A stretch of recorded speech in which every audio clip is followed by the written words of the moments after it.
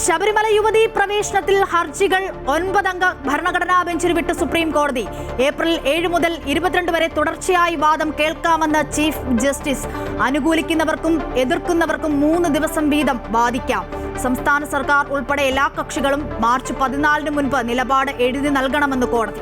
ശബരിമല യുവതീ പ്രവേശനത്തിൽ ജാഗ്രതയോടെ നീങ്ങാൻ സംസ്ഥാന സർക്കാർ. നിലപാട് അറിയിക്കാൻ സമയമുണ്ടെന്ന് ആവർത്തിച്ച് മന്ത്രി പി രാജീവ്. വിശ്വാസം സംരക്ഷിക്കാൻ നിൽക്കുന്നവരാണ് തങ്ങളെന്നും മന്ത്രി.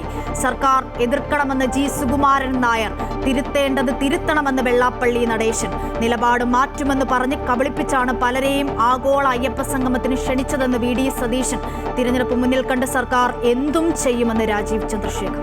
ശബരിമല സ്വർണ്ണക്കൊള്ളയിൽ അന്വേഷണം ഊർജിതമാക്കി എൻഫോഴ്സ്മെന്റ് ഡയറക്ടറേറ്റ്. ദേവസ്വം മുൻ സെക്രട്ടറി ജയശ്രീയെ ഇ ഡി ചോദ്യം ചെയ്തു. കൂടുതൽ പേരെ ചോദ്യം ചെയ്യാൻ നീക്കം. മൊഴി നൽകാൻ നടൻ ജയറാം നാളെ ഹാജരായേക്കും. ദേവസ്വം മന്ത്രി ജയിലിൽ പോകുമ്പോൾ മാത്രമേ ശബരിമല വിഷയം അവസാനിക്കുകയുള്ളൂവെന്ന് BJP സംസ്ഥാന അധ്യക്ഷൻ രാജീവ് ചന്ദ്രശേഖർ. നിയമസഭാ തിരഞ്ഞെടുപ്പിൽ പ്രമുഖരെ സ്ഥാനാർത്ഥിയാക്കാൻ കോൺഗ്രസ് നീക്കം. നടൻ പ്രേംകുമാർ കോൺഗ്രസ് അംഗത്വം സ്വീകരിച്ച് കഴക്കൂട്ടത്ത് സ്ഥാനാർത്ഥിയാകുമെന്ന് സൂചന. എ സുരേഷ് മലമ്പുഴയിൽ സ്വതന്ത്രനായി മത്സരിച്ചേക്കും. നടൻ ജയൻ ചേർത്തലയുമായും ചർച്ച നടത്തി. മത്സരിച്ച് തോൽക്കുന്നവരെ മറ്റു പദവികളിലേക്ക് പരിഗണിക്കില്ലെന്ന് KC വേണുഗോപാൽ.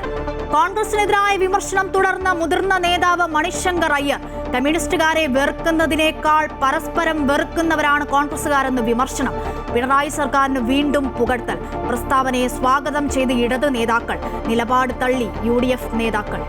സർക്കാർ മെഡിക്കൽ കോളേജ് ആശുപത്രികളിലെ ഡോക്ടർമാർ സമരത്തിൽ. OP സേവനം സ്തംഭിച്ചു. രോഗികൾ ദുരിതത്തിൽ. വ്യാഴാഴ്ച മുതൽ അടിയന്തരമല്ലാത്ത ശസ്ത്രക്രിയകൾ ചെയ്യില്ല.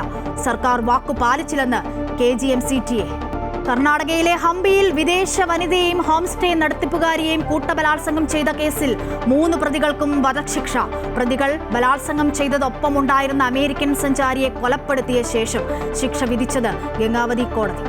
2020 ലോകകപ്പിൽ ഓസ്ട്രേലിയക്കെതിരെ ശ്രീലങ്കയ്ക്ക് 182 റൺസ് വിജയലക്ഷ്യം. ഇറ്റലിക്കെതിരെ ഇംഗ്ലണ്ടിനും UAEക്കെതിരെ അഫ്ഗാനിസ്ഥാനും ജയം. പശ്ചിമേഷ്യയിൽ സേനാ വിന്യാസം ശക്തമാക്കി അമേരിക്ക. കടലിൽ സൈനിക അഭ്യാസവുമായി ഇറാൻ. അന്താരാഷ്ട്ര ആണവോർജ്ജ ഏജൻസിയുമായി ഇറാൻ ഉടൻ ചർച്ച നടത്തും. ഗാസയിലും ലബനൻ സിറിയ അതിർത്തിയിലും ഇസ്രായേൽ വ്യോമാക്രമണം. 12 മരണം.